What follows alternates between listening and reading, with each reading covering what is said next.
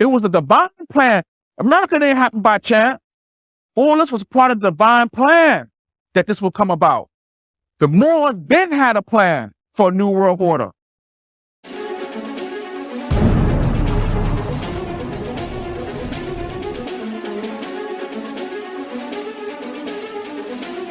focused for Jesus.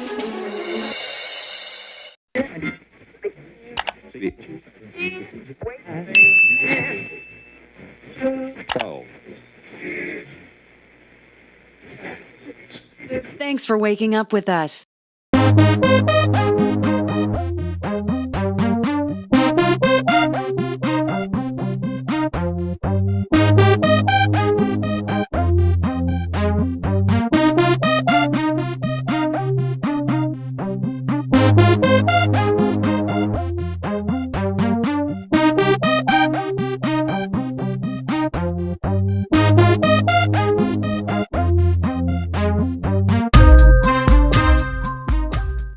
How you doing, everybody? Welcome back to Stand Focused for Jesus. Hope each and every one of you are having a blessed day in the Lord Jesus Christ as always. Today is Sunday, May 21st, 2023.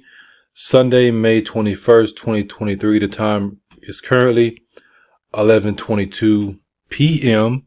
About to be 11:23 p.m. Yes. We got a good one for you. And it is late for me. I be up late for y'all. I put this work in because I love y'all. Staying up 11, 12, 1, 2. I may not always be recording at those hours, but sometimes I am. Other times I'm studying, getting notes ready for a sermon to record that next morning. So, I just want to say I love y'all. I love y'all. This is why I put this work in. And of course, I love what I do, but I don't have to share it. If I didn't love y'all, I wouldn't share the stuff that I shared. I wouldn't be doing it for free. I would be charging like everybody, like I ain't gonna say everybody else, but you know what I'm saying when I say everybody else. Like a lot of other people, they charge you for this stuff, or they have a ulterior motive to why they tell you this stuff. But I do it because of my love that I have for Christ and the love that I have for each and every one of you, for wanting you to know the truth. Y'all excuse me, it's late, but we got to get it. I got a good one for you. Let's go ahead and get it. Now, y'all know I've referenced this video many times. It is a very, very powerful video. It's a very powerful video. You see he got the Fez hat on. We're going to be addressing that a little bit later, but let's see what he has to say for those who don't know. We're going to make some connections for you and let you see some things that you may not have connected before. It was a divine plan. America didn't happen by chance. All this was part of the divine plan that this would come about. The Moors then had a plan for a new world order. They been had a plan for what? For a new world order. So you tell me the new world order is a black plan? Not a white plan? A one world, new world order. That was a Moorish plan originally. The Europeans inherited that plan through the Masonic Lodge. The white Europeans. Which was the vehicle by which we civilized and taught the European. And so now when we hear them saying it, we ready to throw out the baby with the bathwater, thinking it's from them. No, we originally laid out that plan for one divine world order. And they merely inherited it. And when we fell off, they still espoused it. Even though many of them are not carrying out right and exact, because you got to understand that the European Masons who run this government, who run the international scene, that they're under certain oaths and obligations. There's certain things that they can't do. There's certain things that they can't speak on. They're functioning more or less in a custodial capacity or fiduciary capacity. They will make custodians. When we were set up for power, we said, all right, you see this throne? we're going to make you custodians of this throne. You're going to become the keepers of the light, not the bearers of the light. We were the bearers of the light. We was one who was able to go out there and re-educate the whole human family of planet Earth. We made them keepers, which means that it's for so much they could speak on. You look at the degree structure. Water freezes at what? 32 degrees, right? Well, the highest they go is 32 degrees, which means what? Their wisdom, their water, their wisdom is locked up. It's frozen shut. They can't get out here teaching like we can. It's frozen shut. And maybe once in a while, one of them may be honored with the honorary 33rd degree. And then they throw it out a little more. Maybe they can say a few things, but not too much. You see what I'm saying? And so we put those Europeans in power when we fell from power, because at that time, the Catholic Church, through the Franciscan and Dominican orders, was destroying everything that the Moors had built up. All the civilization, all the high science that we had developed and cultivated and built up, they was destroying on a global level. So we put the Europeans and nations of power. We refer to them as the mystic Turk, or chief protectors of the sacred shrine. The shrine of what? The shrine of more science, of more civilization that we had cultivated for so long. We put them there in charge of it. And so they're custodians. And it sometimes happens that custodians forget their place and they start to think that they're the ones. We got to remind them, y'all not the ones. Y'all the custodians. Y'all was to hold it and preserve it until we wake back up and then get this thing back on its original divine plan. A lot of people that speak about stay woke, awakening, they are awakening to this. They are awakening to the new world order. They're not awakening to what we call being awoke in Christ.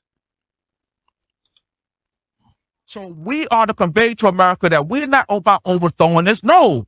As a matter of fact, we're about getting this thing back function on its original divine purpose. This is why you see so many black people, they really don't want to leave America. If they want to leave America so bad, they wouldn't be making plans. They cry about injustices and stuff like that, but most black people do not want to leave America. Why? On a spiritual level, they are connected with America because America is directly connected with Egypt. And Egypt is connected to the ancient gods that they worship. Because if we don't, it's going to be destroyed. As you see what's happening right now on a global level, America's going down a path now of self-destruction. And if we don't wake up and first save ourselves and then in turn save America, it's going to be all over with. Let me say this before I move forward. There are going to be people that ascribe, subscribe, rock with, whatever, to the Morse beliefs. Islam think it's I, self, law, and master, or something like that.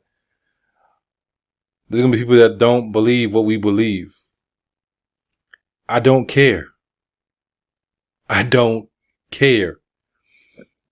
The information that we put forth is from a biblical perspective. We know who we worship. We serve our God and we don't apologize for it. It's as simple as that. Ain't no, oh, he's lost. You don't know. If I'm lost, then let me be lost. Because I'm not going anywhere. I'm not going anywhere. And for those that know what's going on, we are fighting a war. There are those in the Moorish community, part of the Moorish science and stuff like that. They know what's going on. They really know what's going on. The Statue of Liberty is a colossal neoclassical sculpture on Liberty Island in New York Harbor in New York City, United States. The copper statue, a gift from the people of France, was designed by French sculptor, we're going to call him Frederick, and his metal framework was built by Gustave. The statue was dedicated on October 28, 1886. Did you catch that? The copper statue, that doesn't look copper. That doesn't look copper. The statue is a figure of Libertas, the Roman goddess of liberty. We know that traces back to a goddess or god in ancient Egypt, and even before that. She holds a torch above her head with her right hand, and her left hand carries a tabula ansata, which you see was inscribed, which is the date of the United States Declaration of Independence. Why is all this important? We'll get to it. A broken chain and shackle lie at her feet as she walks forward, which is supposed to be commemorating the national abolition of slavery following the American Civil War. It's not commemorating the abolition of slavery because we know slavery is still in effect. But let me go ahead and get deep with it. What it's symbolizing is them being free from the Most High God. In their eyes, them serving our God is slavery. It's captivity. For us, it's the opposite. For us, serving their gods is slavery to us. You see what I'm saying? If they have to serve us, even if it's righteously set up, where we give them a choice, hey, repent and believe. Coming into repentance and believing the gospel, to them, that's a form of slavery. That's a form of slavery to them to serve our God. Their gods come along and say, serve us. Even with us serving their gods, it's still a form of slavery to us. So it's like, nah, we're not serving your gods. And they're saying, we're not serving your God. Again, the chain and shackle at her feet as she walks forward that's broken is symbolic of them being free from our God and our system of government.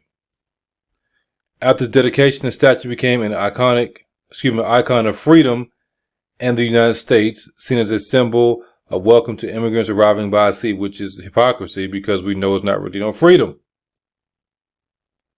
Let me see something. So Mr. Frederick was inspired by a French law professor and politician, I guess name we're gonna call him Edward, who is said to have commented in 1865 that any monument raised to the U.S. independence would properly be a joint project of the French and American peoples. Now, we got a little history on the Statue of Liberty, liberty enlightening the world. Let's get a little bit deeper with it. We go over here to the website, thebattery.org, Lady Liberty, 10 fascinating facts. Number 1, the original model may have been an Egyptian woman.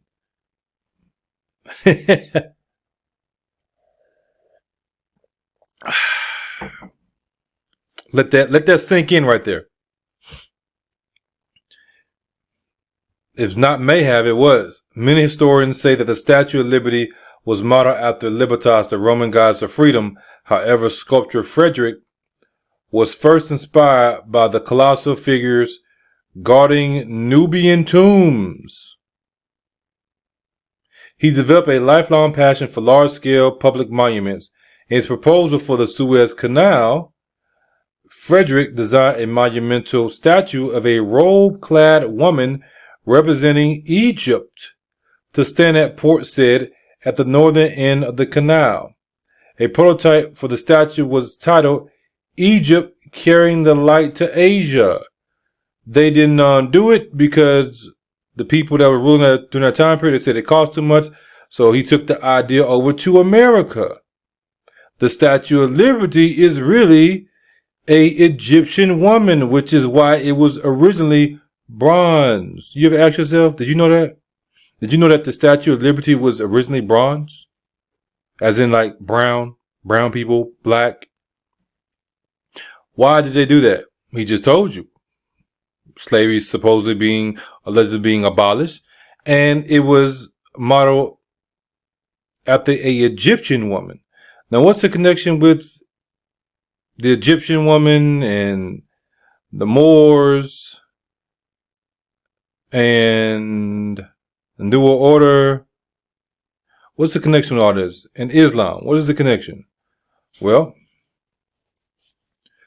the proposal was eventually scraped due to its high cost, but the designs would find a home elsewhere. The female figure in the port said design evolved into the goddess who would become liberty enlightening the world. This is supposed to be an Egyptian woman, but she's also a Muslim. And they said that she was dressed, she's a peasant, common woman that was a Muslim dressed like this. And you could obviously see it's the same thing. The Statue of Liberty is covered with a layer of copper that is very thin, about the depth of 2 pennies pressed together. When she was assembled in Bedloe's Island, she was a beautiful brown color and stayed this way for around 35 years. By 1920, the copper skin had begun to oxidize and turn the lovely sea green we know today. How many of you knew that? How many of you knew that? You see the connection? So talk about the financing of this statue's pedestal. Point number 4, the gift was intended to celebrate abolition in the U.S. In the 1870s, French abolitionist Edward joined forces with sculptor Frederick and renowned engineer Gustave to dream up a monumental gift for the United States. The statue would be a symbol of friendship between the two nations and a celebration of the end of slavery. De la Bolle quietly hoped that such a gift would inspire his own people to fight for their liberty. Napoleon III had recently brought an end to the Second Republic, remaining in power past his term and declaring himself Emperor of France.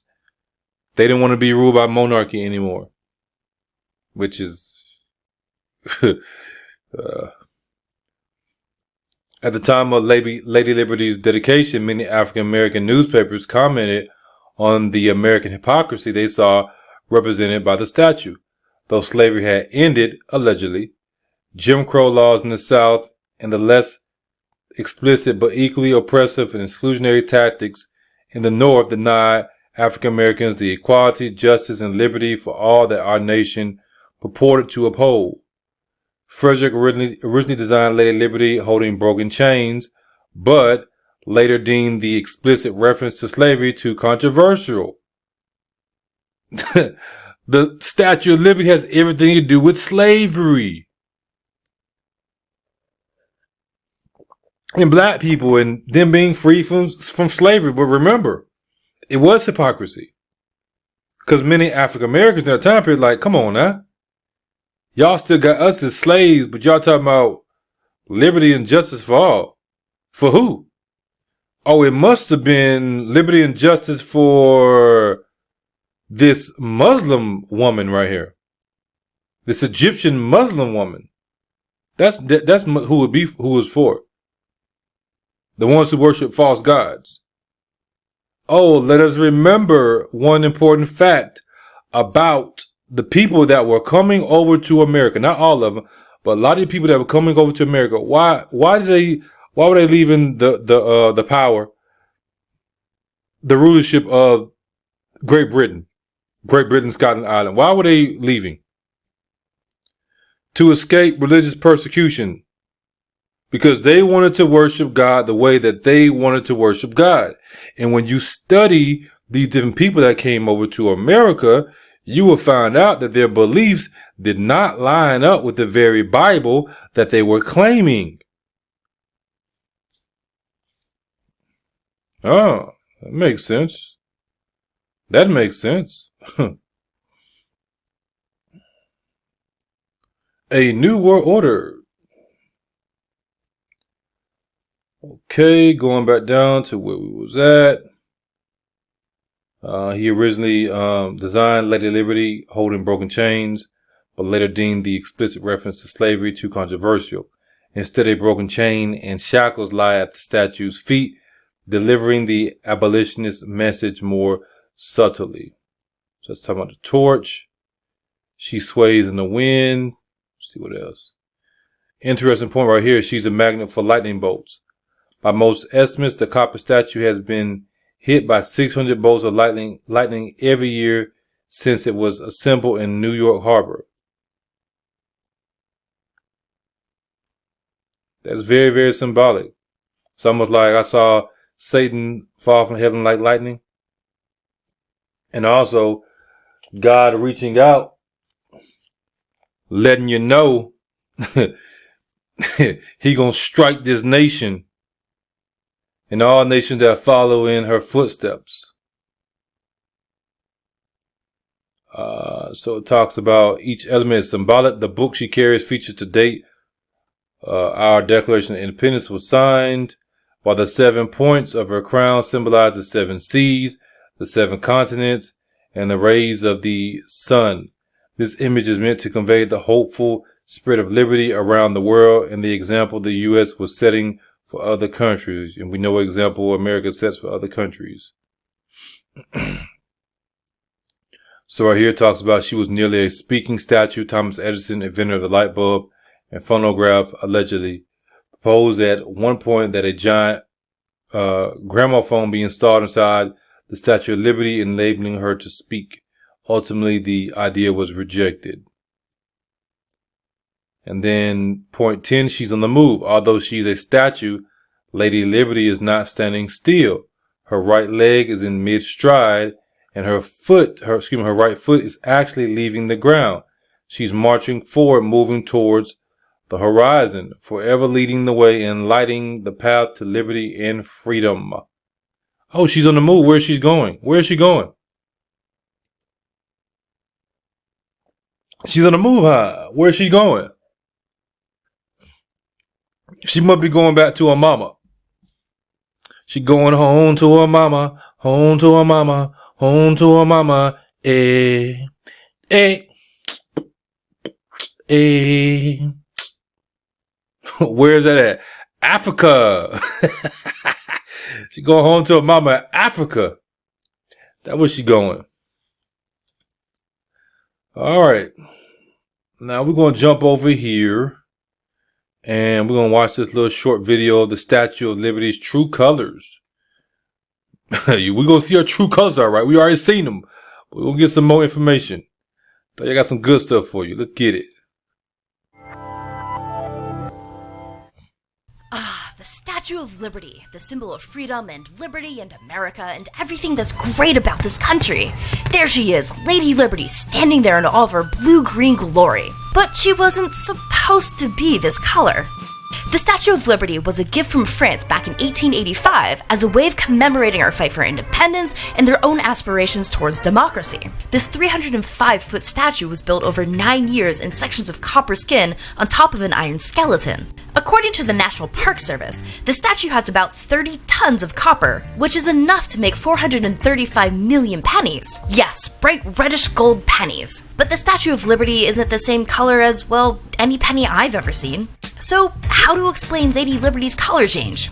Simple. You'd change colors too if you stayed outside in that New York City polluted air for almost 150 years. I'm kidding. Well, mostly.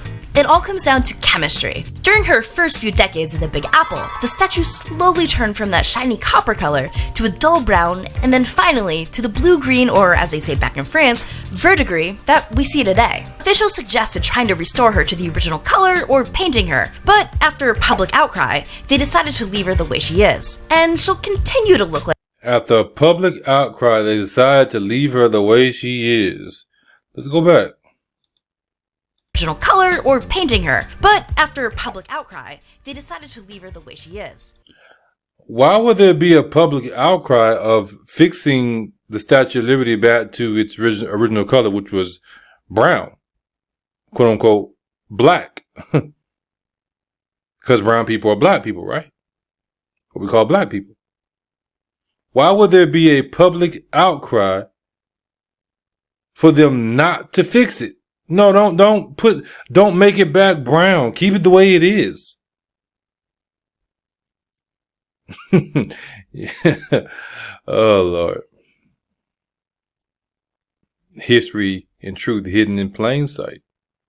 And she'll continue to look like that until Dr. Zaya shows up. Anyway, her color change happened because of oxidation reactions between copper and the air. Now I know some of you smarty pants might be saying, well, duh, but copper's patina is more complicated than just one reaction. It's due to about 30 years worth of oxidation reactions creating a mixture of minerals. So let's get into it. Now, when an atom loses electrons in a chemical reaction, it's called oxidation. This process was first observed in reactions that involved oxygen, hence the name, but it can happen with other elements too. The color change from coppery red to blue-green was bound to happen as soon as they parked her in New York Harbor. And here's why. First, there's all the oxygen in our atmosphere just hungry for electrons. Then you add all the elements in New York's polluted air into the mix and voila! In the first reaction, copper gives up electrons to oxygen. That creates this mineral, cuprite, which you can see is a pinkish red. Next, cuprite loses more electrons to more oxygen, forming blackish tannerite. The black color of this tannerite explains why the statue slowly got darker over the years. What happened to the statue? It got darker over the year because of oxidation. Told you I got some good stuff for you, didn't I? Almost like something that's mentioned in the Bible about somebody's skin getting black from famine and being in the sun.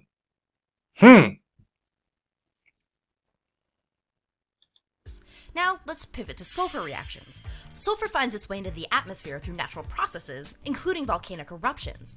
But humans have also put a lot of it there too, with their boats and cars and pesky airplanes and factories. So when sulfur dioxide gets together with water, it forms sulfuric acid, which can form green stuff with copper oxides. Now, back to our color change. Lady Liberty gets painted with the sulfuric acid and her green color gets forming. Throw in some chloride from the sea spray around the statue's Ellis Island home, and well, you see what happens. Here's the chemistry breakdown. Tannerite, that black stuff, reacted with sulfuric acid and water to make blue-green brochantite. And thanks to New Yorkers, there was even more sulfuric acid in the air, so the brochantite became green antlerite in some places on the statue.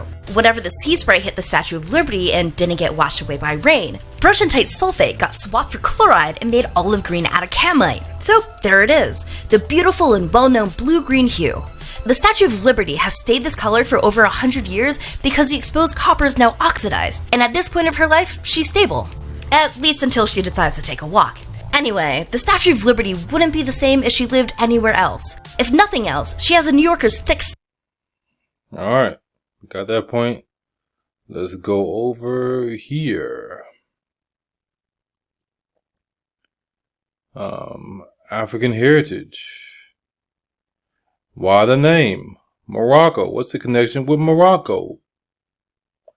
If you are like me, there are many countries whose name you have pondered on. One of them is Morocco. I've wondered about the name Morocco and its origin.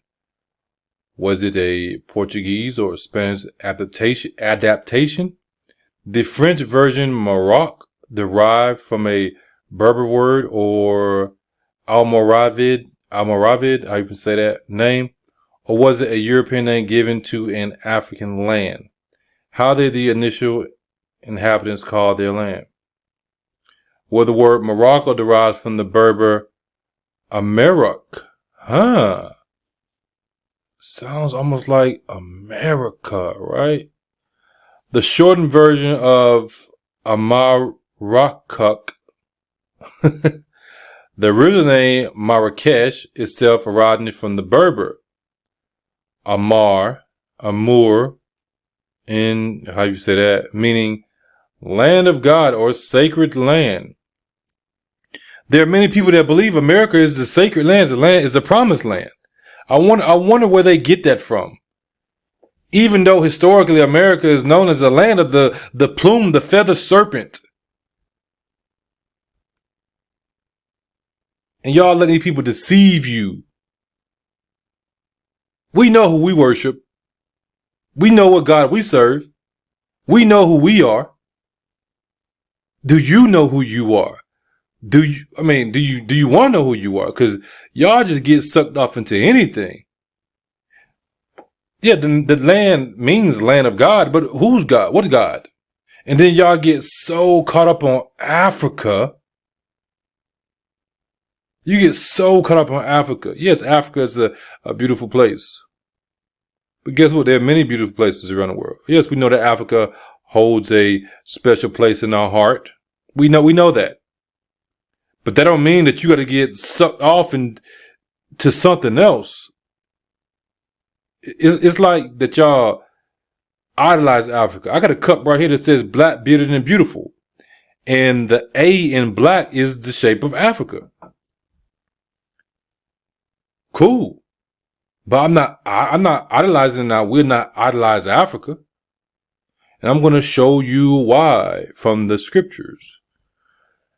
The full Arabic name, you see it right there, translates to Kingdom of the West, or the kingdom where the sun sets. America is what of Africa? If I'm not mistaken, it's west of Africa. Goes on for historical references. Medieval Arab historians and geographers sometimes refer to Morocco as this, meaning the farthest west, to distinguish it from neighboring historical regions called whatever that says, meaning the Middle West, and this other place meaning the nearest west. Marrakech was Morocco's capital under the however you say it, dynasty and the Almohad Caliphate. In Turkish, Morocco is known as Fez, a name derived from its ancient capital of Fes. Keep that in mind. However, this was not the case in other parts of the Islamic world until the middle of the 20th century. The common name of Morocco in Egyptian and Middle Eastern Arabic literature was Marrakech. Names still used in some languages such as Persian, Urdu, and Punjabi, however you say it. The English name Morocco is an anglicization of the Spanish and Portuguese, how you say that, and Marrocos, respectively, which are derived from Marrakech. Morocco is known as the Kingdom of Marrakech under the three dynasties that made Marrakech their capital. Then it was known as the Kingdom of Fes. After the dynasties, which had Fez as their capital in the 19th century, European cartographers still mention a Kingdom of Morocco, indicating the ancient capital of Morocco for Marrakech. Under the Alawite, how you say that, dynasty, the country moved from the appellation to the empire of Sharif in the 19th century to that of Kingdom of Morocco. Morocco is a monarchy and is governed today by King of Morocco, Mohammed VI, who holds executive and legislative powers, especially over the military, foreign policy, and religious affairs. But they don't tell you all that, do they? Morocco has a coast by the Atlantic Ocean that reaches past the Strait of Gibraltar into the Mediterranean Sea. So let's go to our next point. Now, this is the King of Morocco. You got Hebrews that look like this, don't you? You got Hebrew Israelites that look like this, don't you? This is the King of Morocco. Light-skinned black dude, right? Oh, Lord. Do you see what's going on? Muslim. Come on now. Look at this guy. Look at this guy. Come on now. Yeah, y'all must know what's going on, do you? You gotta know what's going on. If you don't know what's going on, we're gonna show you what's going on. Alright, so we are at Fez, Morocco. Fez, Morocco. It is the second largest city in Morocco, right? Second largest city. It says right here, Fez was founded under the Idrisid rule during the 8th and 9th centuries CE. You know, you got a famous black, what's his name? Idris, yeah. Actor Idris. Not saying he's from here, but I'm just saying. So it gives you a little bit of history about it. We're not going to read all that. We want to go down and we want to read this right here. Fez was derived from the Arabic word, which means pickaxe. Various different legends have been reported to explain this etymology. One myth tells the story of a golden pickaxe on site during the city's construction, while another claims that Idris I used a silver and gold pickaxe to dig alongside his workers. Another account reported by Abizar claims that an ancient city named Sif had previously existed on the site and that Idris I reversed the letters of this name to create the name Fez or Fez. Fez. Right?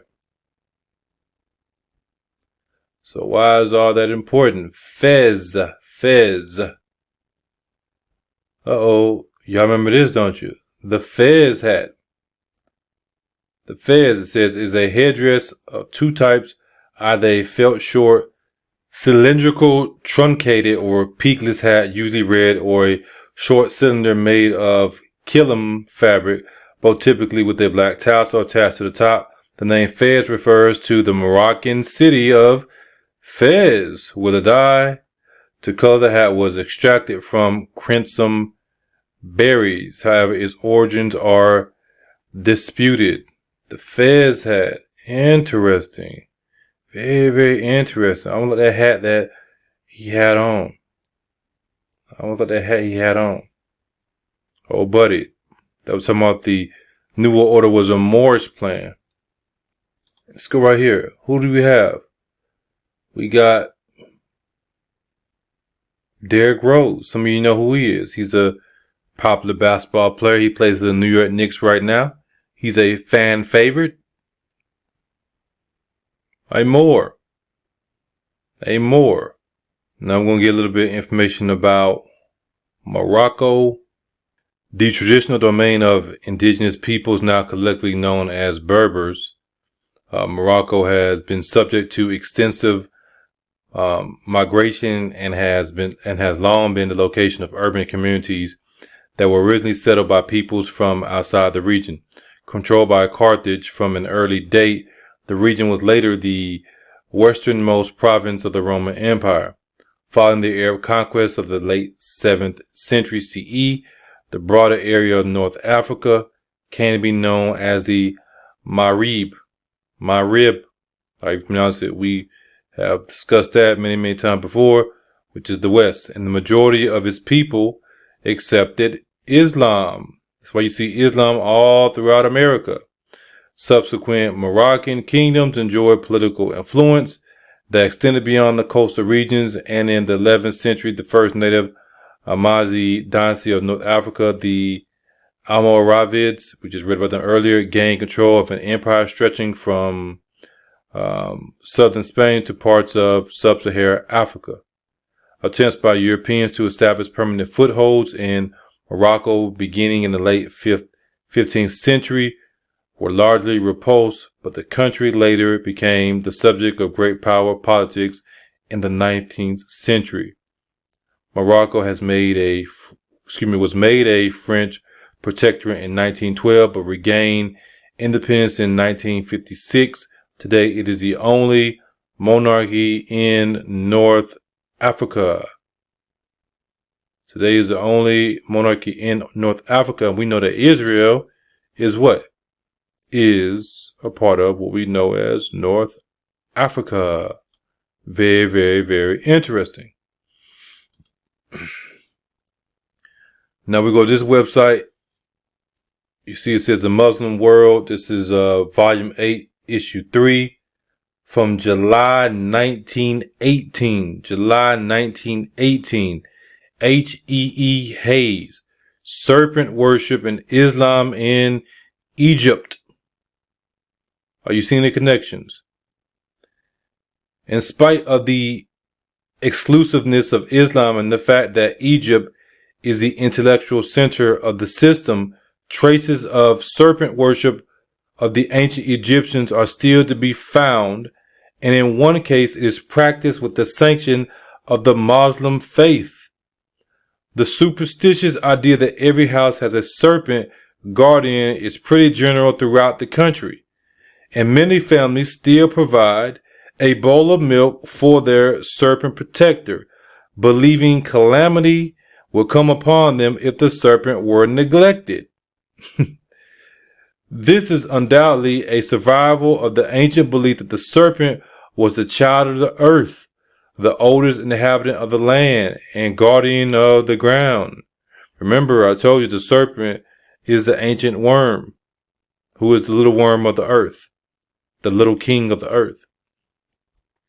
The serpent is used very frequently by sorcerers in their incantations, also in the preparation of medicines and phylacteries, which are used for the cure of physical and emotional disturbances suffered by their clients. The religious sanction given to serpent worship occurs in the case of Sheikh Haridi, whose tomb or shrine with that of his wife is to be seen in the mountains of Upper Egypt, some distance from the town of Akhmin. Did we cover that in another sermon? Sheikh, whatever you say his name is, or however you say his name, is really a serpent supposed to occupy one of the tombs. The birthday festival of the serpent saint, takes place during the month following Ramadan and lasts about 8 days. You see how it's all tied in together with these folks? This festival is attended by crowds of devotees, including large numbers of sailors who encamp round about the shrine during the festivals. At other times, pilgrimages, if I said that right, on behalf of those suffering from certain ailments are made to the sacred tomb. Professor Sacy, in an article on the subject published in the Contemporary Review for October 1893, quotes at length from various travelers who have mentioned the serpent saint of Islam in their writings. What's really going on? What's really going on? What's really going on? We go over here to this website, and they have some pictures. This is an old picture. I think it's supposed to be what they call Indians. And you see she has the hat on. She has the hat on. Let me see if it tells us. Let me see. I think it, when I first brought it up. Yeah, American. No, that's just the keywords. But I think these are supposed to be Indians here in America with the Fez hat on. The Morocco, the Islamic hat on. And you're going to see this all throughout history. All throughout history. These are Seminole dolls with the Fez hat. Now, why would the Native Indians, Native Americans, the copper-colored people, why would they have a Fez hat on? What would be their connection with the Fez hat? Well, we know the Fez has to do with the serpent. In America, is named after what? Is the land of the feathered serpent, an extension of Egypt. So this is another one from another culture. Little hat. This is from Inca culture. Another type of Fez hat. And then this is a little statue they found with a little cone head Fez hat. I don't give a damn about it. They can have it. These are different statues they found, and some of them you can see they saying they have the hat on. Some of them are more obvious than others. Huari. I guess supposed to say cultural headgear, maybe. Wari culture, yeah, headgear. And they're saying it's same thing, this type of Fez hat right here. To their god and the serpent. Another one, a standing figure with the block Fez hat. And this is Erica Fez type hat, period, Inca Horizon late period, 1470 to 1532 AD. Another type of Fez hat. And this one is from Chile. Chile Inca Fez style hat. And they got the feather plume.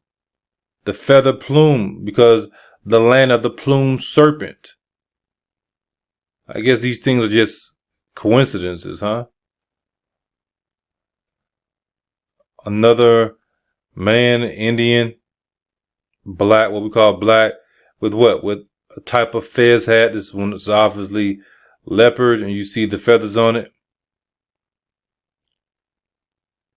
Another one, with this one actually has the pyramids on it, which is pretty interesting. Another one, that's an expensive hat.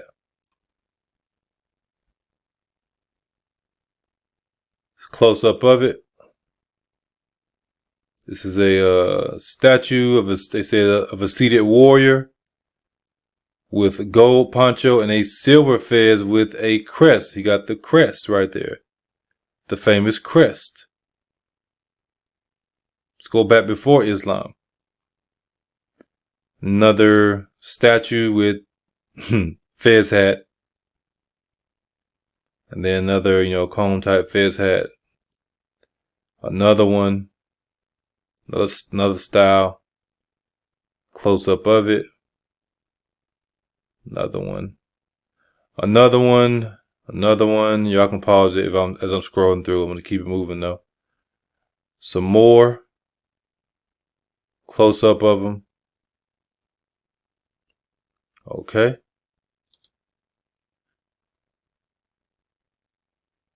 Then you have this artist painting or drawing or whatever. These look like Native Americans, Indians with what? Those type of hats. Those we call fez hats. That's what they got for us. They got some figurines, some warriors with them hats on. Another one right here. We've seen that one. Okay, we got this one. It's a different style, different color. This one even says Chile Precolombino Fez type hat. You got these figurines with the Fez type hats. And you have this statue, head-shaped vessel made of earthenware pottery, South America, Titicaca Lake, donated by Gilbert Brandon, 1846, with the Fez hat on his head. Huh. Let's check out these celebrities. This is some of y'all's girl, Beyonce. Or is it Sasha Fierce, or is it... We don't know who it is, do we? And what is she depicting in here? Got a Freemasons in the background, all of them Freemasons, but what we have here? You got the Fez hat on. The Fez hat. We go up here and we check out a few celebrities. Who we have here? You got Cam Newton with the Fez hat. You got Swiss Beats. He don't have the Fez hat on, but he has a turban, pretty much symbolizing the same thing. You got Waka Flocka, celebrities in Moorish garments. All these dudes are Moorish. They rock with this Islamic belief. Just different versions of it. You got, I Self-Law Master. You got the old school version of it, which is, Muhammad. You got the Sunni. You got the Shiites. It's all the same stuff, just different branches of it. Who else we got? You got P. Diddy. The Moorish hat on. Let me see. It was somebody else. A few more. You got this image. Moorish Science Temple of America. You have their prophet, Noble Drew Ali, who's supposed to be the founder. You got Beyonce, Jay-Z, their daughter, dressed as Coming to America. Coming to America is very, very popular, not because it's a, funny movie, has good parts, but because of the spiritual aspects to it. The spiritual aspect that people don't understand is Eddie Murphy in the movie is a Moorish king or prince. You got Nick Cannon, he's in it. So we go over here. Muslims in America, a forgotten history. For more than 300 years, Muslims have influenced the story of the U.S. from the founding fathers to blues music today. Interesting. In the summer of 1863, newspapers in North Carolina announced the death of a venerable African referred to in a paternalistic manner as Uncle Moray. Omar said a Muslim was born in 1770 in Senegal, and by the time of his death, he had been enslaved for 56 years. In 2021, Omar, an opera about his life will premiere at the Spoleto Festival in Charleston, South Carolina. Some of the people that came over, they were not Hebrew Israelites. And some of them that did come over, they were Hebrew Israelites, but they worshiped these false gods under what we call Islam as Muslims. Now, I don't know if he was a Hebrew Israelite or not, but you see, it was all over here. It was all over here. Muslims are usually thought of as a 20th century immigrants to the U.S., yet for well over 3 centuries, African Muslims like Omar were a familiar presence. They had grown up in Senegal, Mali, Guinea, Sierra Leone, Ghana, Benin, however you say it, I forgot, it's been a while. In Algeria, where Islam was known since the 8th century and spread in the early 1000s. Estimates vary, but there were at least 900,000 out of the 12.5 million Africans taken to the Americas. Among the 400,000 Africans who spent their lives enslaved in the United States, tens of thousands were Muslims.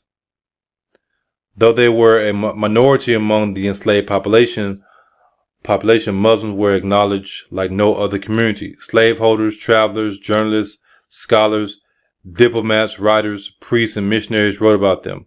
Founder of Georgia James Oglethorpe, President Thomas Jefferson, and John Quincy Adams, Secretary of State Henry Clay, author of the United States National Anthem Francis Scott Key, and portraitists of the Founding Fathers Charles W. Peel were acquainted with some of them. Part of the Muslim conspicuousness was due to their continued observance, whenever possible, of the most noticeable tenets of their religion. Prayer, the second pillar of Islam, was one of these visible manifestations of faith, noted by enslaved and enslavers alike. In his 1837 autobiography, Charles Ball, who escaped slavery, related in great detail the story of a man who prayed aloud 5 times a day in a language others did not understand. Why they don't tell you all this? Why they don't tell you all this? A lot of the ones that rejected the Bible, they rejected the Bible because they was Muslim. They're the ones that were perpetrating this lie about the slave master was forcing the Bible on our people. All them people were not our people. We received the Bible readily because that's our book. He added, I knew several who must have been, from what I had since learned, Mohammedans, though at the time I had never heard of the religion of Mohammed. Harriet Tubman was a Muslim. Kunta Kinte, your name is Tobit. He was a Muslim. And y'all jump on this stuff like, oh, Roots is such a great. The story is based on a Muslim boy. Charles Spalding Willie had this to say about Bilali, I almost sound like Bilal, from Guinea, enslaved by his grandfather on Sapelo Island, Georgia. Who was he enslaved by? His grandfather. I wonder was his grandfather white? 3 times each day he faced the east and called upon Allah. He witnessed other devout Muslims who prayed to Allah morning, noon, and evening. Yaro Mahmoud, another highly visible Muslim, was taken from Guinea in 1751. Hold on now. Hold on. He was taken when? In 1751. I gotta jump over here. I got to. I'm gonna make this point again, but I got to. Observations concerning the increase of mankind, 1751. Benjamin Franklin. Hold on now. Hold on. Let me go back. Yaro was taken from Guinea in 1752. When he was about 16, after 44 years of slavery, he was freed and bought a house in Washington, D.C. Ain't that about a... But they don't tell you all this. I told you I got some good stuff for you, didn't I? I didn't. Ooh wee. It's 12:37 in the morning, but I'm amped up. I'm amped up. I'm a little bit tired, but I'm amped up. Spirit got me going. He was freed and bought a house in Washington, D.C. Mahmoud was a kind of celebrity who was often seen and heard in the streets singing praises to God. See, that's how they get you. Oh, praises to God. What God? And conversing with him, stated noted artist Charles Wilson Peale. He was free, let go, and he bought a house. Where you get the money to buy a house from?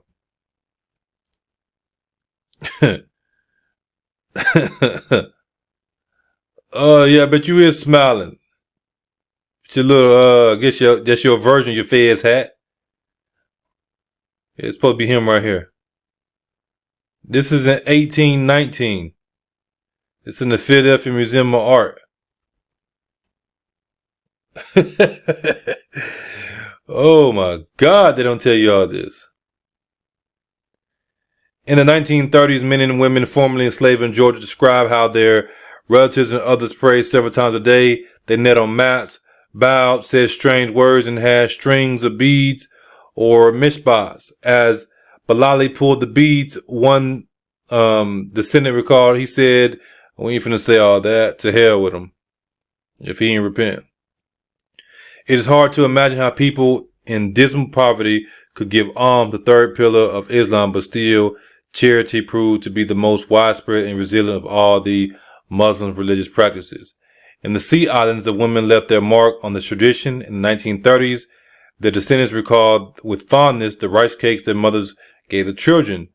There was a word for it, whatever. Rice cakes are the charity still offered by West African Muslim women on Fridays. The cake is not called saraka, but the act of giving is called sadaka, a free will offering, and that word is uttered as the women give it. In Mississippi, the son of a prince acknowledged the difficulty of adhering to these rules since slaveholders provided the food. He said in terms of bitter regret that his situation as a slave in America prevents him from obeying the dictates of his religion. He is under the necessity of eating pork, but denies ever tasting any kind of spirits. Yeah, you ate that pork because you ain't no choice, but you didn't taste the spirits though. In South Carolina, a man known only as Nero was more fortunate. He drew his ration in beef instead. By fasting and refusing certain food, Muslims were not only remaining faithful to the religion, they were also asserting a degree of control over their lives. In addition to respecting the tenets of Islam, Muslims distinguished themselves when possible by the way they dressed. In Georgia, some women wore veils while men sported Turkish fez or white turbans.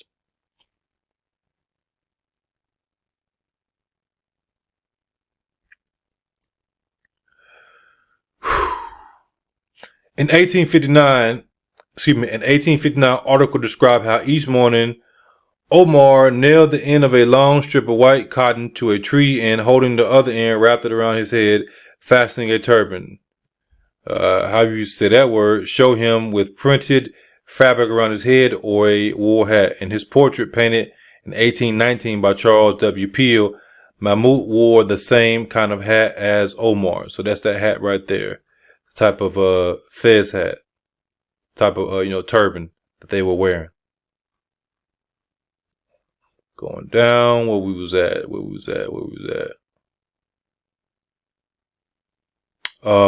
1733, the Senegalese Ayuba insisted on being immortalized in his country dress with a white turban and a robe. Likewise, some Muslims in Trinidad, Brazil, and Cuba were described as wearing flowing robes, skull caps, and wide pants.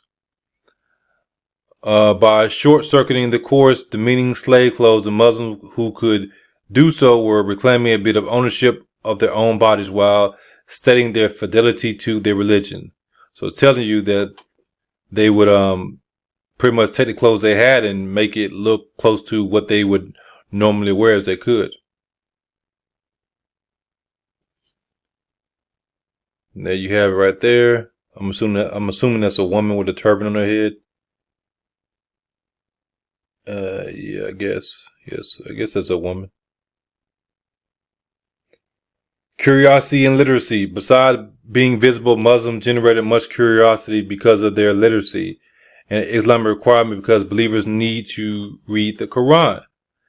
This literacy was acquired in schools and for the most educated in local or foreign institutions of higher learning. This practicality set them apart from the non-Muslim Africans as well as many illiterate Americans enslaved and free. Yeah, these folk running around here, some of them was enslaved and some of them was, free. But they don't tell you all that. So these ads, man. See all that junk. A slaveholder looking for a 30-year-old recent arrival listed only one characteristic in an 1805 runaway notice. He was a man of gray countenance who writes the Arabic language. 2 years later, Ira P. Nash, a physician and land surveyor, brought to Thomas Jefferson's attention in 3 letters and one meeting the tribulations of 2 Muslims. Captured in Kentucky, they escaped to Tennessee where they were jailed and escaped twice more. He gave Jefferson 2 pages that they had written in Arabic. They included the last surah or the chapter of the Quran, Al-Nas, humanity, which speaks of refuge with Allah and evil, and a perfect analogy to their situation. Looking for a translation, Jefferson sent the papers to scholar and abolitionist Robert Patterson. He thought the writings were about the men's history as stated by themselves. Presumably, based on what that story would reveal, the president was willing to procure the release of the men if proper. However, the trace was lost before he could intervene. He wanted to free these Muslims, but he didn't want to free these other people, though, did he? We know who these other people were. So, goes on and says, today manuscripts from Brazil and Panama to the Bahamas, Trinidad, and Haiti still exist, written by anonymous Muslims and a few known ones. They cover Quranic chapters, prayers, talismans, invocations, and admonitions for the Muslims to remain faithful to Islam. Several are linked to the 1835 Muslim uprising in Bahia. In about 1823, Muhammad Kaba, however you say his name, who had been captured in 1777 on his way to Timbuktu, we know what was going on in Timbuktu, and deported to Jamaica, wrote a 50-page document in Arabic. Addressed to the community of Muslim men and women, it is an instructional manual on praying, marriage, and ablutions, and contains commentaries and references to classic Islamic texts. In contrast to autobiographies by formerly enslaved people, including Africans such as Owita Ekwano, some of you know about him, I got the book on him. The Muslims were writing for their own community, not a Western audience. So, talk about what else he wrote.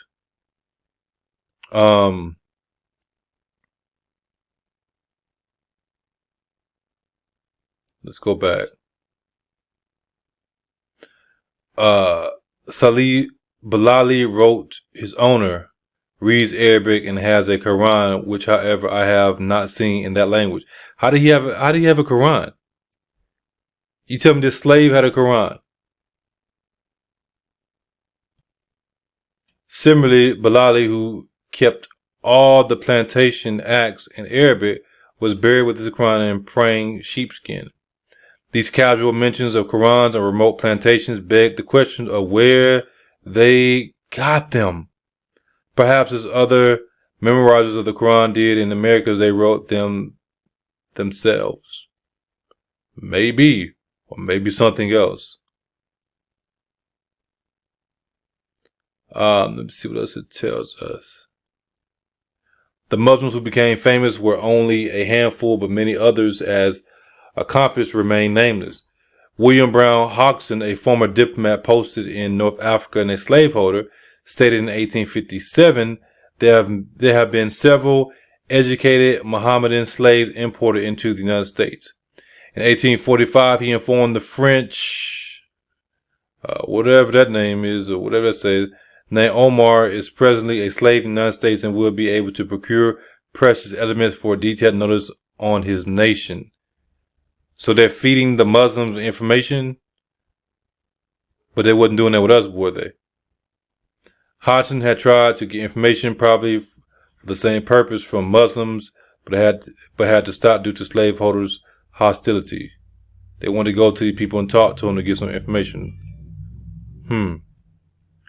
Similarly, Theodore Dwight, the secretary of the American Ethnological Society, observed in 1871 that several Africans in different parts of the country were literate, and he had obtained some information from some of them. So what else does it tell us? So talk about this guy. He was abducted in 1730 in Gambia and sold to Captain Stephen Pike. Diallo told him his father would pay for his freedom. He was allowed to dispatch an acquaintance to his hometown. But Arabella left before Diallo could be freed. From Maryland, he wrote a letter to his father and gave it to a slave dealer with instructions to remit it to Pike. The letter did not reach him, but ended up in London in the hands of Jane Oglethorpe, the deputy governor of the Royal African Company and future founder of Georgia. After reading the translation, Oglethorpe arranged for Diallo's release and transportation to England. Why are they not telling us all this? He had a letter. The letter didn't get to who it's supposed to get to. It got to somebody else. He read it. He was supposed to be the future founder of Georgia. He went and got him and released this slave. He's just going, man. The Senegalese arrived in London in April 1733. He met the royal family and helped renowned physician and naturalist Sir Hans Sloane, whose private collection was the foundation of the British Museum, the British Library, and the Natural History Museum. Translate Arabic documents. Before returning to Bundu in July 1734, he posed for painter William Hoare and wrote 3 copies of the Quran from memory. One was sold in 2013 for about $28,000. In Mississippi, this guy followed in Diallo's path with a letter he wrote in 1826. 38 years earlier, the then 26-year-old son of the Muslim ruler of Futa Jalan in Guinea had been captured during a war. His letter was sent to Thomas Melonai, the American consul in Morocco. He took it to Sultan Raham II, who asked for Abrahama's release. Secretary of State Henry Clay presented the case to President John Quincy Adams, who devoted a passage to the matter in his diary on July 10th, 1827. The president was talking.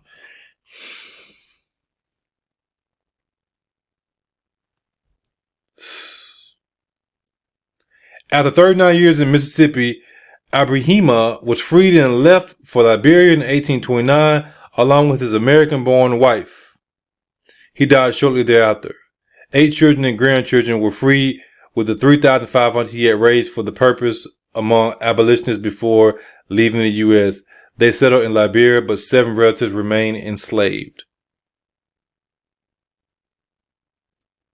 And this is supposed to be him. And where is this at? This is in the Library of Congress, y'all. The Library of Congress. It's just like buddy with them. We see why. We see why. If you don't see, you're going to see a little bit later.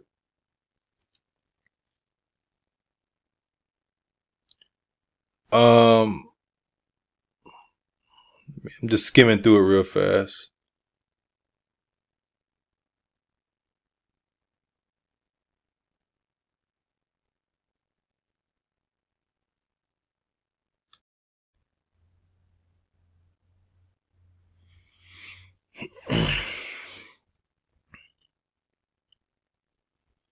All right, so we go to our next point. I'm going to bring up some more celebrities. And the reason I want to bring them back up is because of what we just read.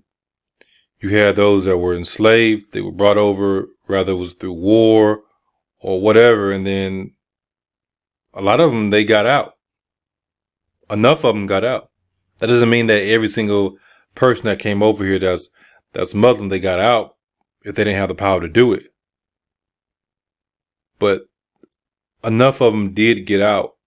And we do have records showing that Muslims were over here in America just sleeping with white women like it wasn't nothing. Walking around the streets as free men and so many other things. They even helped a famous ruler that went over to Africa and slaughtered a whole bunch of black people. They were even a part of that. You know who this is? LeBron James and the Miami Heat. Would you look at that? Looking kind of Islamic, ain't it? Chris Bosh professes to be a Christian. LeBron James professes to be a Christian. Dwayne Wade professes to be a Christian. We know they're fake. They're fake. A lot of the Muslims during that time period, they would act like they were believing in the Christian religion, the Christian faith. But they really weren't. They just did it because the Quran allows them to do that.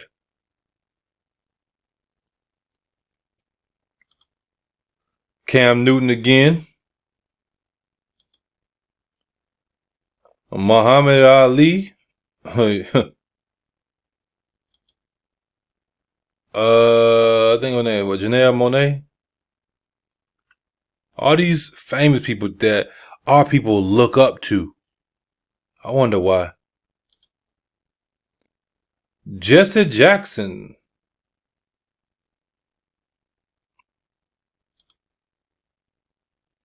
And you got some black people, they dressed up with the then British attire on, fighting with the British.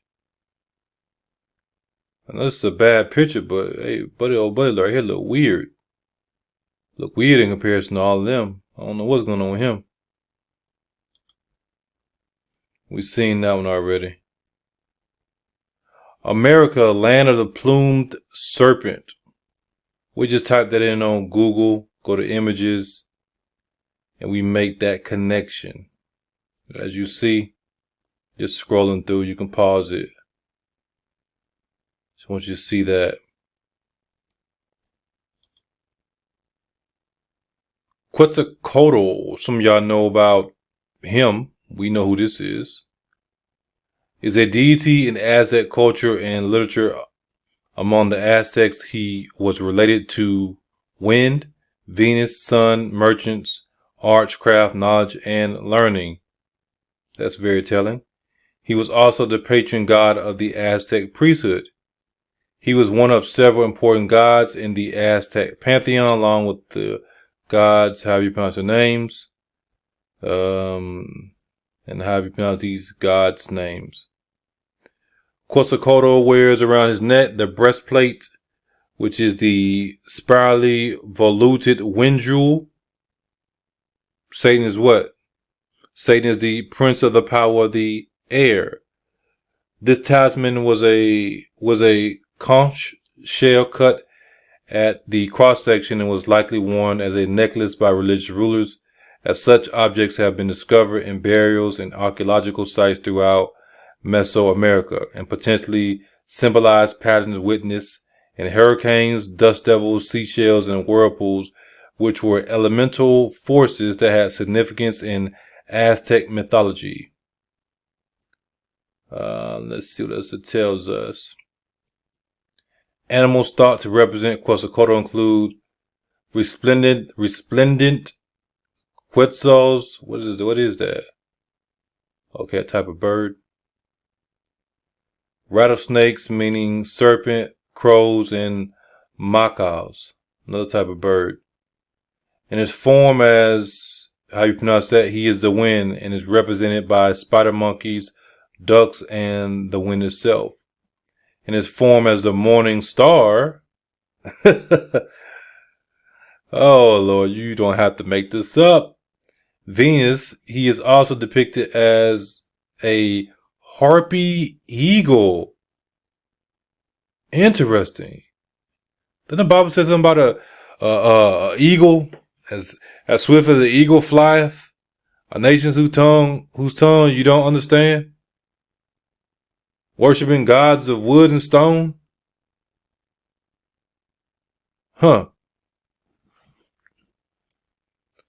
The earliest known documentation of the worship of a feathered serpent occurs in, how do you say it, in the 1st century BC or 1st century AD. The feathered serpent, the plumed serpent, who can obviously shapeshift into a harpy eagle when he's the morning star. Let's go to etymology. It tells you it means precious serpent or feathered serpent. I don't know how to pronounce this stuff, so y'all bear with me. You go on, it says, in its literal sense, it means serpent of precious feathers, but in the allegorical sense, wisest of men. What did God tell you in the book of Genesis? Now the serpent was more subtle than any beast of the field. The serpent did not come to Adam and Eve, specifically Eve, as a snake. He came as a very, very, very wise, charming, dashingly good-looking, decked out with his jewels man. And now you're seeing the connection with America, but they are telling you that America is the promised land. Promised land for who? Ain't the promised land for me. Matter of fact, even Israel, Africa, isn't necessarily the promised land. You may say, what? Oh man, come on, you know what you're talking about. We get to it. Just bear with me. We go to our next point, and this is what it was talking about, that necklace. That necklace is like a whirlwind. Satan is the prince of the power of the air. Come on, y'all. Now, we are right here. Let's make this American connection. Moroccan American Treaty of Friendship. Oh, you didn't know that Morocco and America are best friends? Like best friends. Let's see what it tells us. The Moroccan American Treaty of Peace and Friendship, also known as the Treaty of Marrakesh, was an international agreement signed in 1786. 1786. 1786. That ain't too far from 1751. That established diplomatic and commercial relations between the United States and Morocco. Now you understand why some of these Muslims that got caught up in some stuff they were, I ain't gonna say weren't supposed to be caught up in, but, they was fighting over there in Africa and they got taken captive, brought over here and then said, hey, I ain't supposed to be here. Let me out. Talk to the president. And then they were able to get free because there was a correct connection with Morocco and America and some other nations, but specifically Morocco. It was the first treaty between the U.S. and an Arab, Muslim, or African nation and initiated the longest unbroken diplomatic relationship in U.S. history. Morocco said, United States, we got your back. Nearly a decade before the treaty, in December of 1777, Moroccan Sultan Mohammed bin Abdullah, also known as Muhammad III, decreed that American ships could freely enter his kingdom's ports and enjoy safe passage through his waters. He thus became the first head of state to publicly recognize U.S. independence during the American Revolutionary War. You can do trade. Y'all talking about you doing trade? We're not a nation. We're not on the stage. Nation. When you're a nation, you are doing business. You're doing trade with other nations. That's part of being a nation.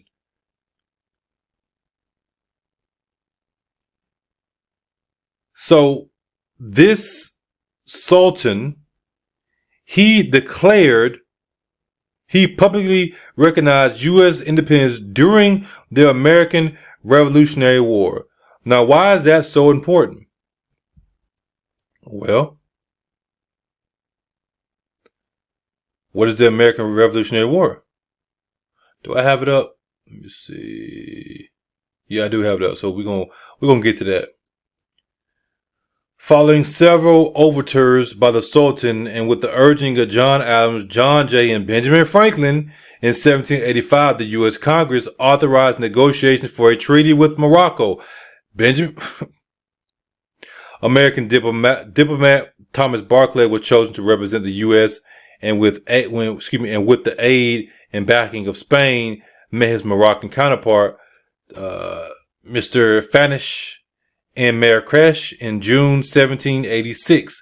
The treaty was finalized within days of Barclay's arrival, sealed by Muhammad III, and signed by Thomas Jefferson and Adams at their respective diplomatic posts in Paris and London. Congress ratified the treaty in July 1787, which was to last 50 years. Observations concerning the increase of mankind, 1751, Benjamin Franklin. They were making agreements and negotiations with black Muslims. You know where we're going. Which leads me, let me close this. Which leads me to add one remark, that the number of purely white people in the world is proportionally very small. All Africa is black or tawny, Asia chiefly tawny, America exclusive of the newcomers wholly so, and in Europe the Spaniards, Italians, French, Russians, and Swedes are generally of what we call a swarthy complexion, as are the Germans also, the Saxons only excepted, who with the English make the principal body of white people on the face of the earth. And we have discussed this part right here in length. My. But we don't know what we're talking about. Benjamin Franklin made an agreement with the Moors, the Muslims.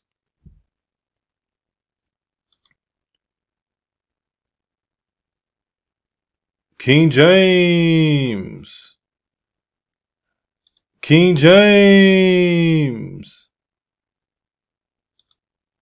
This is who they were fighting against.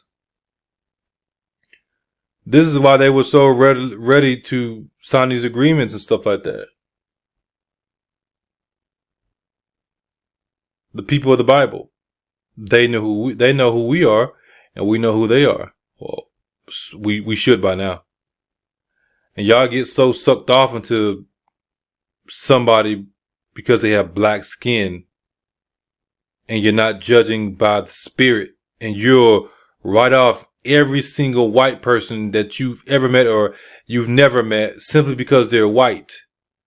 When it's your own people that are masquerading as your friends, that are the ones that are backstabbing you and doing the real dirt. I'm not saying that white people ain't doing nothing, but come on.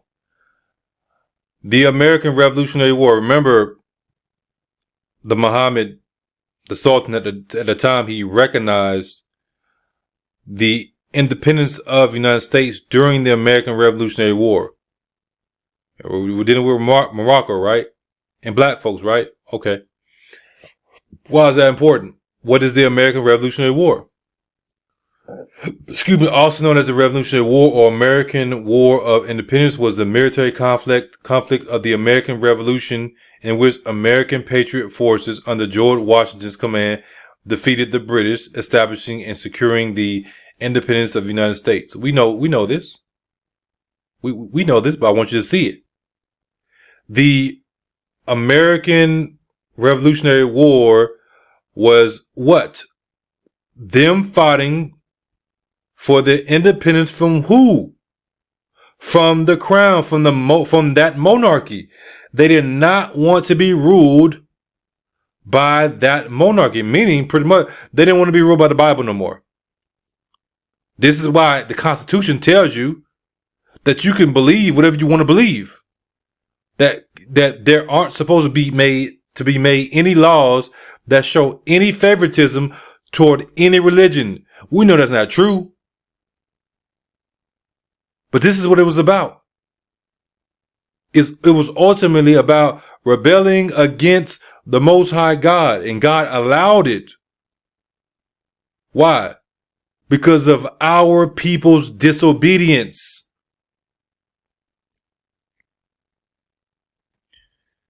In the war, American patriot forces were supported by the Kingdom of France and the Kingdom of Spain.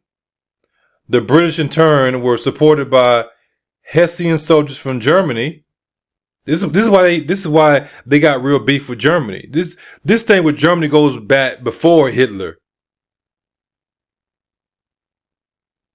Hitler was helping a lot of black folks. I ain't saying that Hitler didn't do some bad stuff, but Hitler was helping a lot of black folk. And remember, Hitler knew who he was. This goes back way before Hitler, though. But they don't tell you all this. They was helping. These soldiers from Germany were helping some American Indian lawyers and freedmen. The conflict was fought in America, the Caribbean, and the Atlantic Ocean. But they just say America, America. They don't mention the Caribbean. I think that's very important.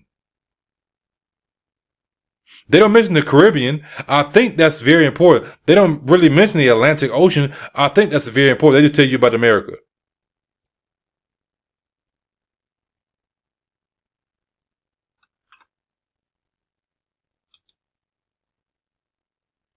Egyptian monuments in America. You got the obelisk. You got the one in Central Park. These are some older pictures. You got the one in Washington, D.C. This is a big old obelisk, which is, it's a phallus. It's a phallus, what we call a penis. That's what it is. Yeah, Central Park, you got an obelisk. It's crazy. People just walk by it.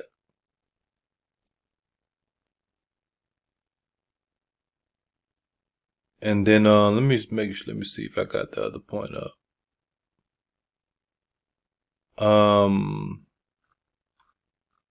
Even in the Grand Canyon, they said they have in the Grand Canyon you're supposed to have this right here. Let me see if I can get it right real fast for y'all, because I don't think I got it up. No, I don't got it up. Let me see. Grand Canyon Egyptian Sphinx. Let's try Sphinx. If I can spell it right. Should bring it up either way. Where is it? Where is it? Where is it? Where is it? Where is it? I don't want to come up when I'm looking for it. There you go. So they're saying that this is a pyramid right here. Oh, what used to be a pyramid, and then this is the feet of the Sphinx, just like we see in Egypt. And then, of course, the rest of it is gone. And there are many Egyptian artifacts, like so many is crazy, in the Grand Canyon, which is why they have it partly blocked off, mostly blocked off. So I want to show you that. Then we're going to go over here to the scriptures. And we'll jump down to, let me see. We'll go right here. I am the Lord thy God, which brought thee out of the land of Egypt from the house of bondage. America is an extension of Egypt, the house of bondage, which is why you see so many similarities. America is not our promised land. Egypt isn't even our promised land. Africa isn't even our promised land. If that's the case, then God wouldn't be creating a new heaven and new earth. Then beware lest thou forget the Lord which brought thee forth out of the land of Egypt from the house of bondage. Then thou shalt say unto thy son, we were Pharaoh's bondmen in Egypt, and the Lord brought us out of Egypt with a mighty hand.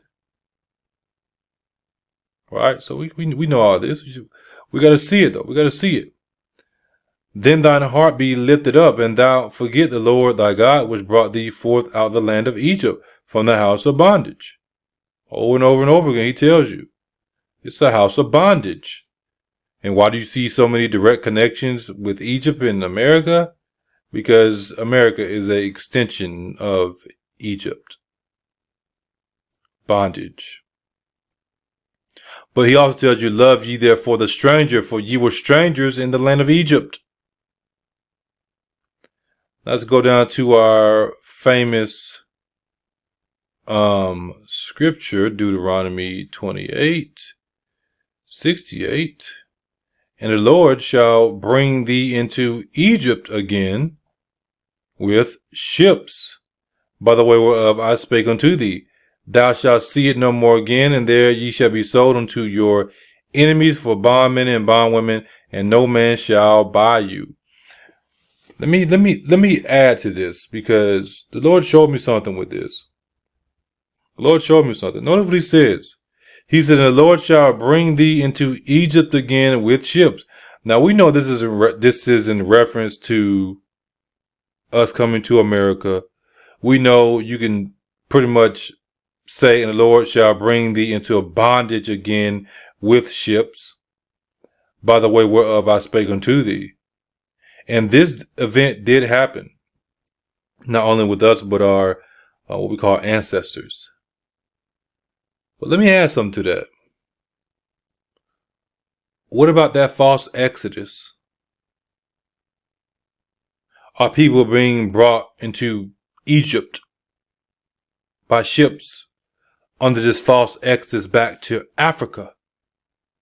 And they are thinking that they're entering into the promised land, when in actuality they will be entering into bondage once again, leaving one plantation to go back to the plantation that they originally came from. You tell me. We know prophecy can apply and does apply past, present, future, past, present, future. You tell me. If you don't believe me, I'm going to show you something in a minute. So we go over here and we read a little bit about the history of Morocco. The history of Morocco. Right here it says the recorded history of Morocco begins with the who? The Phoenician colonization of the Moroccan coast between the 8th and 6th centuries BCE. Is it starting to make sense to you now? Is it starting to make sense to you now? although the area was inhabited by indigenous Berbers but for some 2,000 years before that. So it says in the 5th century BCE, the city-state of Carthage extended its hegemony over the coastal areas. They remained there until the late 3rd century BCE, while the hinterland was ruled by indigenous monarchs. Indigenous Berber monarchs ruled the territory from the 3rd century BCE until 40 CE, when it was annexed to the Roman Empire. And then, let me see. The region was conquered by the Muslims in the early 8th century CE, but broke away from the Umayyad Caliphate after the Berber Revolt in 740. Half a century later, the Moroccan state was established by the Idrisid dynasty, how you pronounce it. The Saudi dynasty ruled the country from 1549 to 1659, followed by the Alawite from 1667 onwards, who have since been the ruling dynasty of Morocco. And then it's interesting, they got a crest that is similar to the what? The crest of Ireland, Scotland, Great Britain. You can't make this up. You don't have to make it up. And what they say, and they claim they descend from the Islamic prophet Muhammad through his grandson. And Muhammad traces his lineage back to who? Ishmael. Ishmael. Why is that important in the light of the scriptures? You will see. Now, we go over here. We have the trans-Saharan slave trade. During the trans-Saharan slave trade, slaves were transported across the Sahara Desert. Most were moved from sub-Saharan Africa to North Africa to be sold to Mediterranean and Middle Eastern civilizations. A small percentage went the other direction. And then we know it spread and went out. Estimates of the total number of black slaves moved from sub-Saharan Africa to the Arab world range from 6 to 10 million.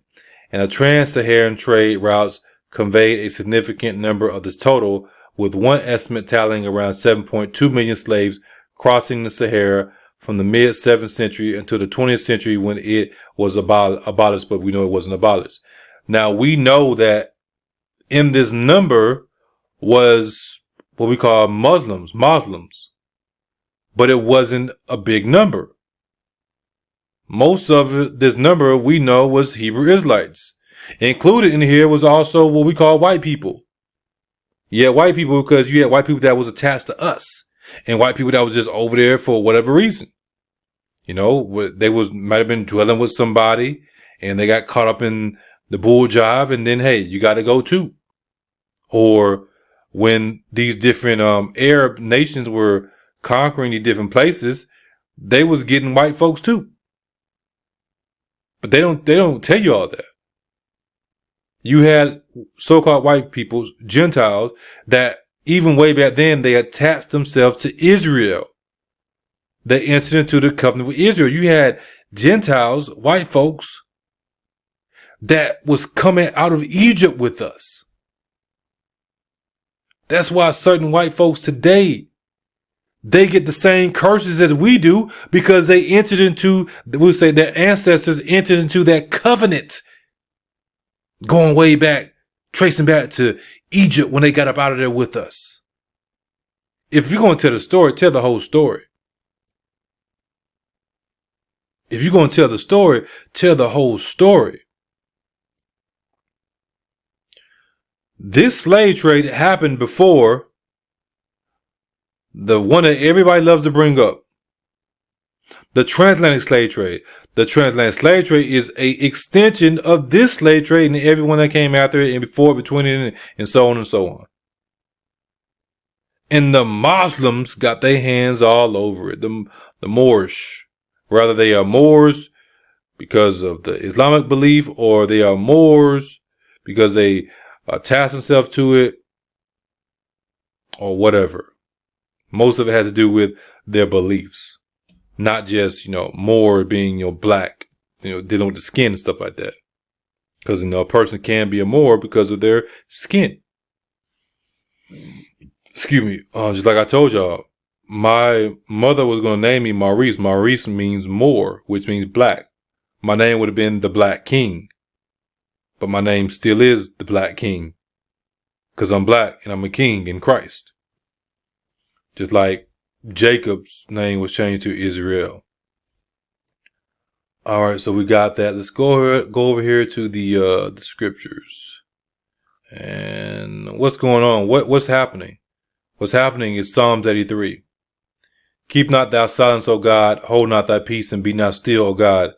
For lo, thine enemies make a tumult, and they that hate thee have lifted up the head. They have taken crafty counsel against thy people, and consulted against thy hidden ones. They have said, come, let us cut them off from being a nation, because they know we will rule over them. That the name of Israel may be no more in remembrance. They have consulted together with one consent. They are what? Confederate against thee. The tabernacles of Edom. And the what? And the Ishmaelites. The very people we talking about. Of Moab and the Hagarenes. Gebal and Ammon and Amalek and the Philistines with the inhabitants of Tyre. Ashur also will join with them. They have hope in the children of Lot, Selah. These nations are confederate all together. This is why it's so hard for us to fight. Because you got people from the outside that don't rock with us. You got people within Hebrew Israelites that they turn against their own people. Then you got Gentiles doing the same thing. This is why it's so difficult for us. All nations are confederate, and then y'all getting confused because you're siding with black people simply because they're black, not realizing they setting your ass up. And that's what you're an ass. You're a dummy. You're a beast. Why? Because you're not judging by the Spirit. So it goes on and says, do unto them as unto the Midianites, as to Sisera, as to Jabin at the brook of Kison, which perished at Endor. Endor? They became as dung for the earth. Make their nobles like Oreb and like Zeb. Yea, all their princes as Zeba and as Zalmunna. That sounds like a strong African name. Zalmunna. King Zalmunna.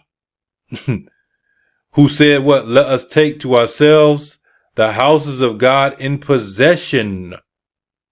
We're going to take them. Even though we have no right to take them, we're going to take them anyway. Then we go down to Joel 3.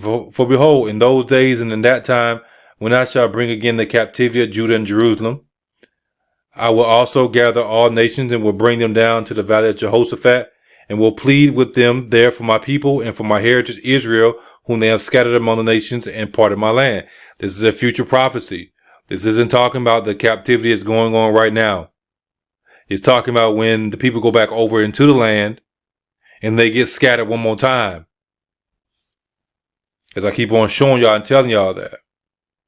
And they have cast lots for my people and have given their boy for an harlot and sold a girl for wine, they might drink. Yea, and what have ye to do with me, O Tyre, and Zidon, and all the coasts of Palestine? Will ye render me a recompense? And if ye recompense me, swiftly and speedily will I return your recompense upon your own head. Because ye have taken my silver and gold, and have carried into your temples my goodly pleasant things. The children also of Judah and the children of Jerusalem have ye sold unto the Grecians, that ye might remove them far from their border. We don't want them over here. Behold, I will raise them out of the place whither ye have sold them, and will return your recompense upon your own head. You going into captivity, the children of Tyre or Tyre, the children of Zidon and all the coasts of Palestine, all nations that rebel against the Most High. We read in Psalm 3, all of them going into captivity. All of them going to be slaves if they don't repent. And guess what God tells you specifically. So don't sit here and speak against slavery, because the Bible doesn't speak against slavery. Slavery is a punishment. That's why we're here. Deal with your punishment so we can get on out of here now. Come to repentance. I'm tired of being here. I'm tired of being on this plantation. I know you is too. What he said in verse number 8, this is the words of the Lord. And I will sell your sons and your daughters into the hand of who? Of the children of Judah. That's Bible. Bible. B-I-B-L-E. B-I-B-L-E. B-I-B-L-E. In the Most High was his name. Oh! And they shall sell them to the Sabians, to a people far off, for the Lord hath spoken it. Proclaim ye this among the Gentiles, prepare war, wake up the mighty men, let all the men of war draw near, let them come up, beat your plowshares into swords and your pruning hooks into spears, let the weak say, I'm strong. Assemble yourselves and come down, all ye heathen, and gather yourselves together round about, thither cause thy mighty ones to come down, O Lord. Let the heathen be wakened and come up to the valley of Jehoshaphat, for there will I sit to judge all the heathen round about. Put ye in the sickle, for the harvest is ripe. Come, get you down, for the press is full. The fats overflow, for their wickedness is great. Multitudes, multitudes in the valley of decision, for the day of the Lord is near in the valley of decision, which shows you this is a future prophecy. And just in case you didn't get it, the sun and the moon shall be darkened, and the stars shall withdraw their shining. Revelation chapter 6, the sixth seal. Boom, boom, boom, boom, boom. Yeah, buddy. 1:30 in the morning, we turned up. Psalms 137. By the rivers of Babylon, there we sat down. Yea, we wept when we remembered Zion. We hanged our harps upon the willows in the midst thereof. For there they that carried us away captive required of us a song. Sing us a song. And they that wasted us required of us mirth, saying, sing us one of the songs of Zion. How shall we sing the Lord's song in a strange land? If I forget thee, O Jerusalem, let my right hand forget her cunning. If I do not remember thee, let my tongue cleave to the roof of my mouth. If I prefer not Jerusalem above my chief joy. Y'all so focused on Jerusalem below that you're missing the whole point. Remember, O Lord, the children of Edom in the day of Jerusalem, who said, raise it even to the foundation thereof. O daughter of Babylon, who art to be destroyed, happy shall he be that rewarded thee as thou hast served us. Happy shall he be that taketh and dasheth thy little ones against the stones. That's Bible. That's Bible. I desire to be present with you now and to change my voice, for I stand in doubt of you. Tell me, ye that desire to be under the law, do ye not hear the law? For it is written that Abraham had two sons, the one by a bondmaid, and the other by a free woman. Bondmaid, the other by a free woman. It's late, y'all. Give him some grace. But he who was of the bondwoman was born after the flesh. But he of the free woman was by promise, which things are an allegory, for these are the two covenants, two different covenants. The one from the Mount Sinai, which gendereth to bondage, which is Hagar. For this Hagar is Mount Sinai in Arabia, and answereth to who? To Jerusalem, which now is. So Mount Sinai in Arabia answers to Jerusalem, that we know about today, that is in bondage. So the Jerusalem over there right now is Jerusalem of bondage under the law, and is in bondage with her children. So if you're under the law, you're bound to the Jerusalem that now is. That's why you see, you got so many Israelites rushing to want to get over there.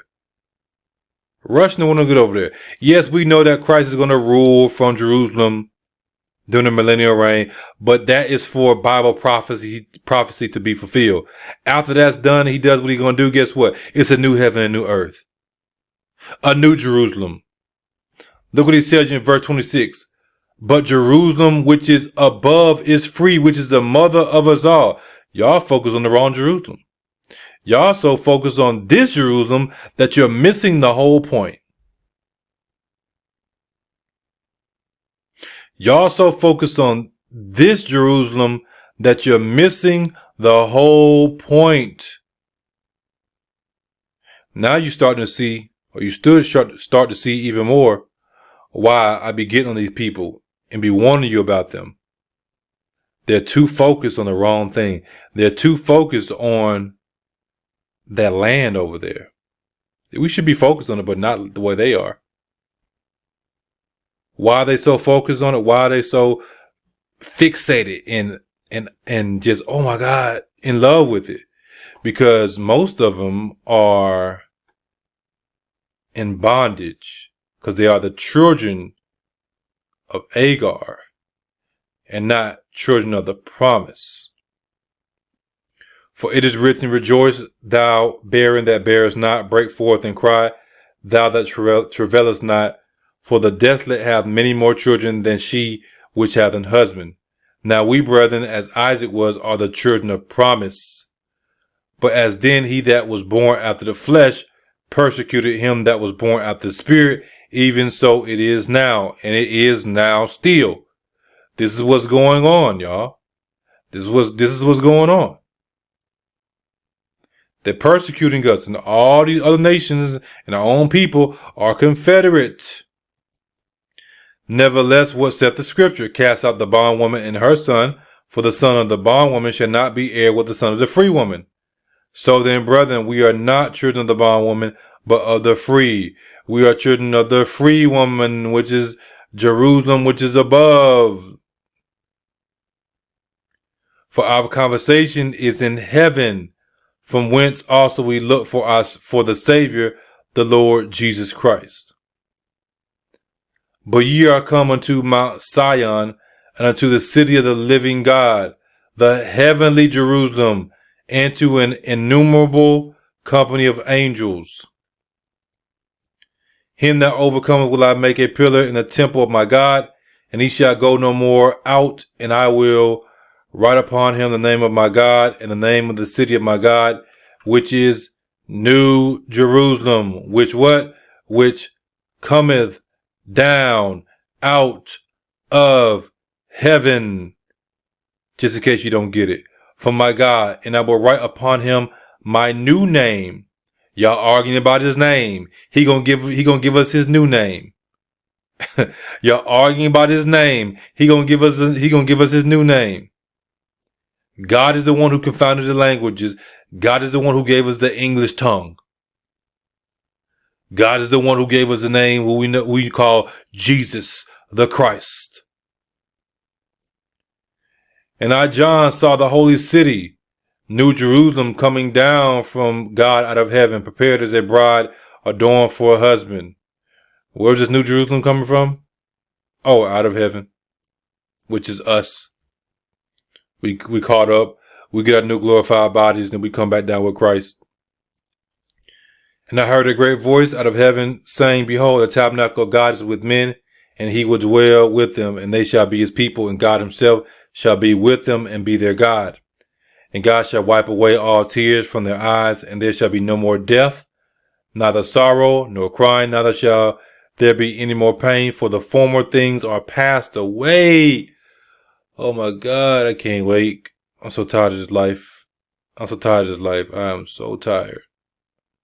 Just how I'm tired right now. I'm more tired of this life than I am tired right now.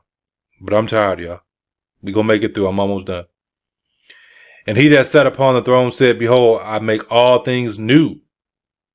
And he said unto me, write, for these words are true and faithful. And he said unto me, it is done. I am Alpha and Omega, the beginning and the end. I will give unto him that is athirst of the fountain of the water of life freely. He that overcometh shall inherit all things, and I will be his God, and he shall be my son. But the fearful and unbelieving and the abominable and murderers and whoremongers and sorcerers and idolaters and all liars shall have their part in the lake which burneth with fire and brimstone, which is the second death. Oh no, God wouldn't do such a thing. Liar. That's why you go into the lake of fire, because you're a liar. You go into the lake of fire because you're a liar. And there came unto me one of the seven angels which had the seven vials full of the seven last plagues, and talked with me, saying, come hither, I will show thee the bride, the Lamb's wife. And he carried me away in the spirit to a great and high mountain, and showed me that great city, the holy Jerusalem, descending out of heaven from God. The bride is New Jerusalem, which is us. Oh, you tell me, I know somebody thinking something crazy. You don't understand, do you? You just don't understand, do you? You don't understand, do you? How can we be his bride? You don't get it, do you? We are the weaker vessel. Israel is mentioned as a woman throughout the scriptures. Because Israel is the weaker vessel in comparison to God. Husband, caretaker, takes after you, looks after you, all these different things. Not this crazy mess y'all be thinking. It goes on and says, having the glory of God in her light was like unto a stone most precious, even like a jasper stone, clear as crystal, just like Christ. Just like Christ. So, I'm going to go ahead and get out of here. I think y'all get the point. If not, watch the video again. Or go watch my other videos and pray about it. With that being said, God bless each and every one of you in Jesus Christ's name. As always, stay focused for Jesus. And as you know, the truth is not debated, it is declared. Where it started is where it's going to end. Africa.